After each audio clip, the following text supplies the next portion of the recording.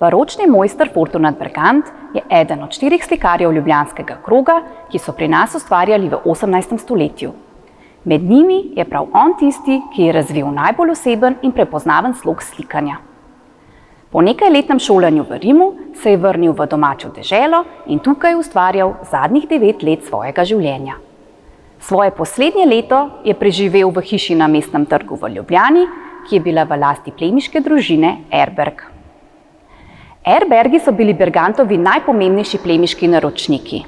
Kakor je bilo tedaj v navadi, si je tudi ta družina dala naslikati reprezentančne portrete. Najverjetneje so krasili njihovo družinsko posestvo v Dolu pri Ljubljani. Bergant je tako naslikal portret barona Volbenka Daniela, njegove žene Marije Ane in njegove matere Marije Renate. Vse 3 upodobitve so najbrž nastale ob Volbenkovi poroki še ne 17-letno in od njega kar 31 let mlajšo izbranko Marijo Ano, rojeno grofico Neuhaus. Vsi 3 upodobljenci so naslikani v dokolenskem izrezu in v 3/4 zasuku, s čimer je slikar dosegel razgibanost kompozicije.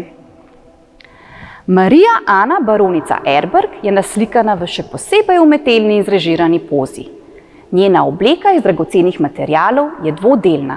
Sestavljena je iz širokega krila in steznika, ki so poskrbeli, da so pasovi plemkin takrat ostajali modno ozki.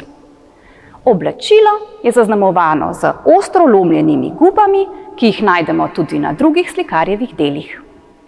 Njeni lasje so po tedanji modi sivo napudrani. Poleg nakita ima vidno vlogo na Bergantovih ženskih portretih tudi cvetje, ki je pri baronici še posebej izpostavljen atribut. Nežno rožnata vrtnica namiguje na baroničino mladost, ki je v polnem razcvetu, prav tako kakor ljubezen med zakoncema. Spominčica pa nas nagovarja, naj jo v takšni mladostni podobi tudi ohranimo v spominu.